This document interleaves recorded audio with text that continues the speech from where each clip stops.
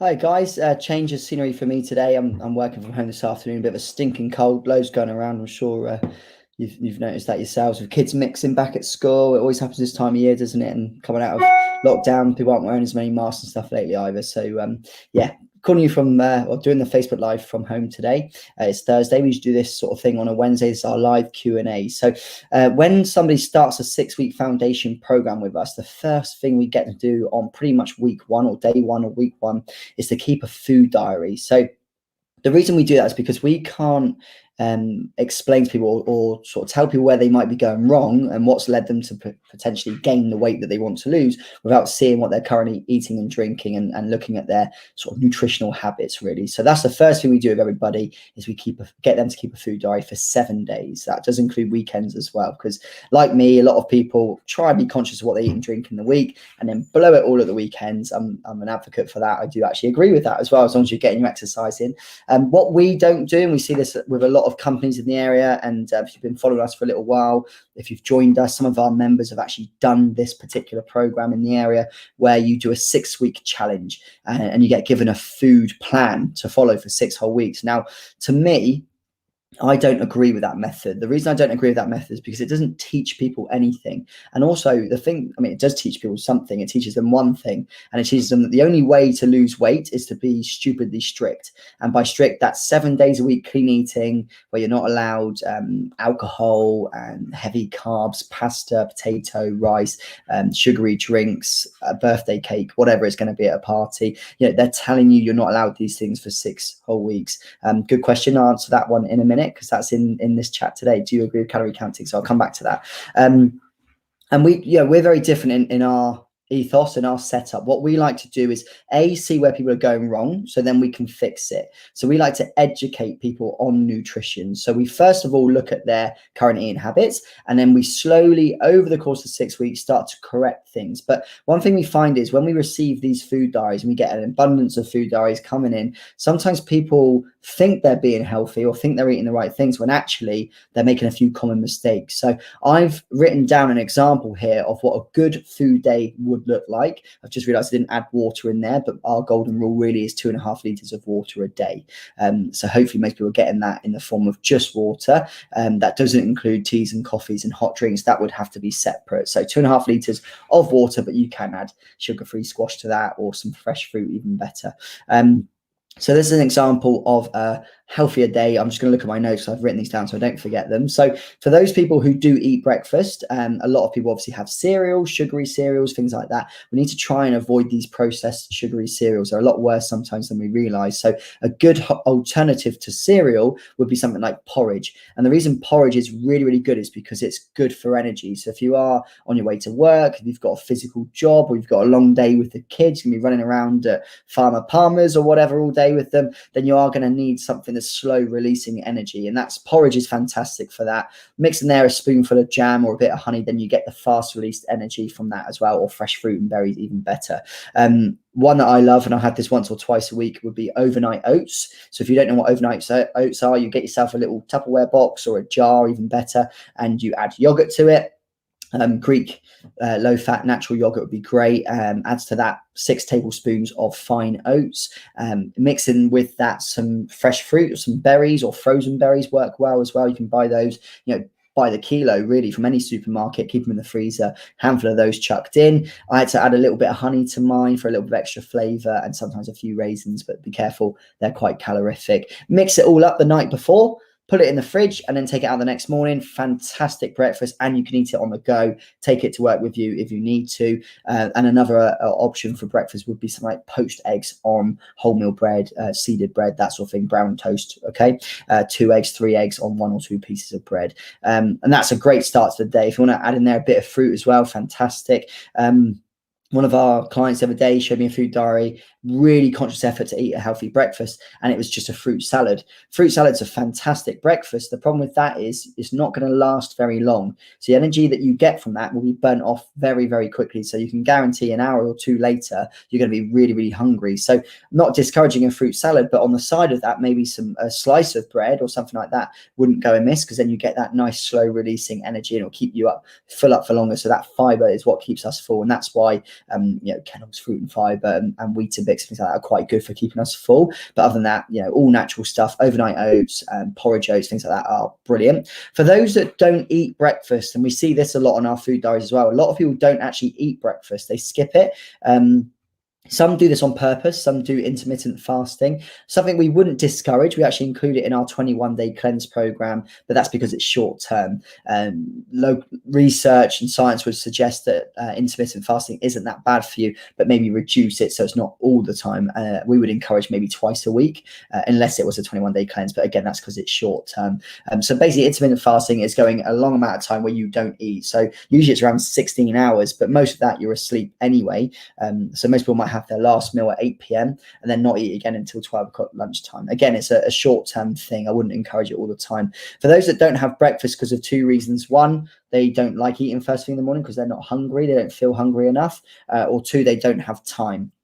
What I'd recommend to these people, and what I can't stress enough, is the importance of getting something in first thing in the morning. You got to imagine your body, your digestive system is like an engine. If you don't put any fuel in your engine, it's not going to run, which means you're not going to be efficient. You're not going to be burning calories and burning fat. So by eating more, so especially first thing in the morning, we are kickstarting our metabolism, we're kickstarting our engine, we're fired up, we're now burning fat and calories throughout the day from eating food. So those that can't stomach food, I would absolutely 100% urge you to have a smoothie. A smoothie, if you get a blender or food processor, you can get them on Amazon for £25, Asda, whatever, 20 quid, you can get one. Load of fresh fruit in there, banana, some berries, maybe some oats, blend it up, drink it on your way to work. Obviously not when you're driving, I'm not encouraging that, but when you're sat at your desk, on the way for the school run, when you're walking, not driving, again, get that smoothie in early, because at least then you're kickstarting your metabolism. You're going to get better results from that. So that's breakfast. Lunch, if you are exercising currently, so if you are going to a gym, or if you're doing workout classes or swimming, or if you're generally quite active, excuse me, or you've got a very physical job, then I would 100% encourage you to include carbohydrates with your lunch meal. So that would be bread, pasta, potato, rice, that sort of thing. So a few examples I've got here that I've written down would be like a jacket potato with ham and salad, or even beans, a bit of cheese, why not? If you can have a cooked lunch. If you can't have a cooked lunch, then a chicken wrap or a turkey wrap or something like that would be great. For those of you who are not exercising on this day, then really we don't need the carbs. Carbs are fuel. If you imagine, carbs are what fuel us and give us the energy. If you're only sat at a desk and you're not really burning a lot of energy, the last thing you want to be doing is getting loads of energy in and calories, because you're not going to burn it off. It's going to sit there and then it's going to be stored as fat. So what you need to do is maybe have a lighter lunch on the days where you're not exercising, or if you're not that active, if you're not getting many steps in. So salad really, but protein, you want to be getting the protein in. So get the protein in with the salad. That could be salmon, that could be I've got here turkey. One of my favorites is like a roasted turkey, not roasted turkey, roasted butternut squash and carrot.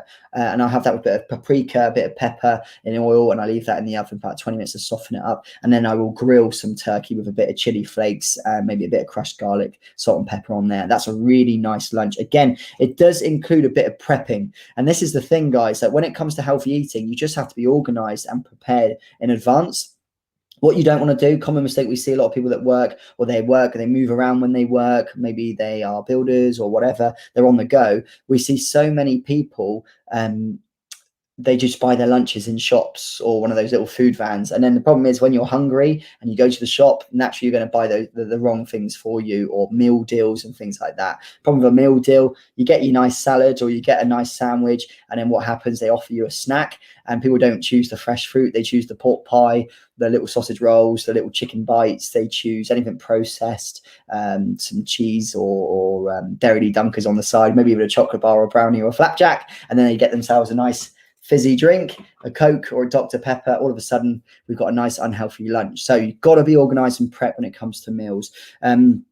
Dinner, the goal is to really keep the carbs pretty low, so the carbohydrates pretty low. Again, it's fuel. Remember that we don't need loads of heavy things to eat at dinner. Problem with us Brits, we like a big heavy meal as a family. We like the spaghetti bolognese, the chili con carne, the roast dinner with the roast potatoes. So what we have to think about is how can we get what we need in, but also enjoy it as a family as well. A lot of people are family people. So one thing we do with our little ones is the Tortilla Pizzas. Stole it from Joe Wicks. Never heard of him, but Joe Wicks do Tortilla Pizzas, and it is literally a tortilla base. Get some tomato puree on there.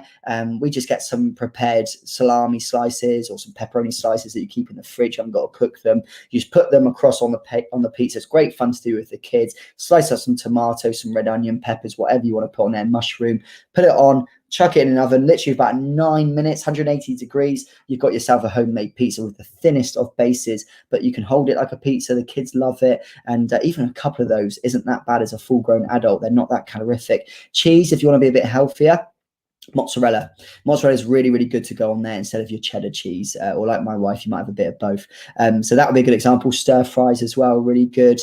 So try and keep the protein in there, so your chicken, your turkey, your red meat now and again, and then try and get low carb, so you're not having too much pasta, rice, potato chips, all those heavy things we don't really need in the evenings, especially if you're someone that eats quite late. And finally, snacks. If you're not sure what to snack on, really, fruit, fresh fruit, nuts and seeds are great source of protein. And you'll notice here that I'm saying protein a lot. Protein bars and protein shakes are great if you are exercising. And by exercise, I mean strenuous exercise, not going for a walk, because that's not going to challenge you. It's something we do naturally. You need to do something that's out of your comfort zone, like an exercise class, a gym workout, a swim, those things that I mentioned there, because you do feel like you've worked at the end of that. So a protein bar or a protein shake would be great for after that.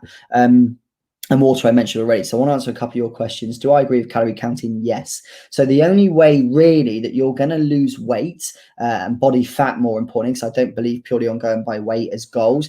Body fat is everything to us here. You need to be in a calorie deficit, which means you need to be burning off more calories a day than you actually consume. So if you imagine the average male should be aiming for 2,500, 3,000 calories a day. Average females around 1,500 calories a day. If you're exercising, you are allowed more calories. They do say to allow for an extra 300 calories a day if you are having a workout on that day. And that's a good thing as well, by the way. As long as you're in a calorie deficit over the course of a week, 10 days, 14 days, a month, it doesn't actually matter too much what that consists of. So you could have a target of 2,000 calories a day, and 1,500 of that might have been healthy food. You still got 500 calories to play with. You might want a little treat in the evening, or some ice cream or something like that. Not many personal trainers will tell you that, but it's true as long as it fits within your calorie deficit. So calorie counting certainly works really well as long as you are having less than, as long as you're burning off, more than you're consuming. Smaller meals more often, for example, 200 calorie meal, perhaps every 2 to 3 hours. So yeah, so some people do like to have 5 or 6 small meals as opposed to the English way, which is big breakfast. I say big breakfast. The English way is the opposite, isn't it? A bowl of cereal, small breakfast, a sandwich, crisps, a snack, and a yogurt for lunch. This is kind of lunchbox stuff. And then dinner, we pile it on and have a big meal followed by a pudding. The French, by the way, the French in particular, a lot of them have it the other way around. And we've got a French client. You might say I'm completely wrong here, but my brother went to France with school, and he said that at breakfast time, sometimes families and friends would meet up for breakfast, and they'd have a huge feast for breakfast. Medium lunch, the French, they're going to probably enjoy a nice baguette with some ham, and then dinner, maybe a lighter meal. So they've kind of got it the right way around. So do the Italians, actually. They're similar to that. But yeah, a lot of people that do gym work, that meal prep, will have 2 or 3 of the same meal a day. So they might prep or prepare in advance a load of chicken and broccoli, and then they'll put it into little Tupperware boxes and then eat that throughout the day. I suppose one of the 2 pros to that is, 1, great for your metabolism. Okay, so it's great because it's keeping your metabolism firing. This is why we do encourage snacking and eating every couple of hours. And 2 is exactly what you're consuming because you've weighed it, you've measured it. But that's really extreme, guys. And what I always say to people is you've got to be realistic. So whatever you do, it's got to be realistic. So I say to all of our people that start our 6-week program, whatever you do for the next 6 weeks, you have to imagine that you can keep doing forever. So there'll be no point in me giving you a 6-week meal plan. This is why I don't agree with this other system, this other company that do it. And there's other people out there as well, not just them. I'm not going to give a client a 6-week meal plan that says they are not allowed caffeine. They're not allowed sugar. They're not allowed alcohol. They're not allowed a sugary drink. They're not allowed a slice of cake at a birthday party. I always say that. They're not allowed processed food. If I say to people, you're not allowed all those things for 6 weeks because we want to see how much weight you can lose in the first 6 weeks, but then after 6 weeks, you start reintroducing those things, guess what happens? We bloat. So we lose weight, but we didn't enjoy it. It was not fun. It wasn't realistic, and it's not sustainable. And that's the biggest word with any of my advice for people is whatever you do, it has to be sustainable long term. So if you can't see yourself doing it for the rest of your life, don't just do it short term. So don't say to me now, thanks, Dave, that's really helpful. Tomorrow, I'm just going to have salad all day long. You've inspired me. I'm just having meat and salad all day long, and I'm going to have breakfast, because you have to be realistic to yourself. So if you're somebody that's already considered yourself to have quite a bad diet, and if you didn't see the start of this video, go back and watch it from the beginning and see what an example of a good diet could be for a day. If you're somebody that has a bad diet, this now not just go too drastic the other way, because again, it won't be realistic, it won't be enjoyable, it won't be sustainable, and it won't last. Whatever you do, it's got to be fun. It's got to fit in with your lifestyle, and it's got to be something that you can see yourself then sticking to forever. Otherwise, don't do it. Don't do it for just 6 weeks, because whatever results you get, and they could be amazing results, you could look great for that wedding, that honeymoon, that holiday, but the chances are when you go on that holiday, that 2 weeks all inclusive, we're over consuming everything, aren't we? I've been there, done that, put on a stone once in 2 weeks, boom, beat that. But we do it, we put all the weight back on. So it's not realistic. So I really hope that's been helpful. I've really enjoyed this one today. And I love the fact we've had some questions coming in as we did it. We don't get that very often. So thank you guys for participating. And any questions, if you watch this back later, please feel free to comment below. If you need any help with nutritional support, guidance, coaching, gym, exercise, whatever it is, feel free to contact me and my team members, and we're there for you guys. Have a cracking day.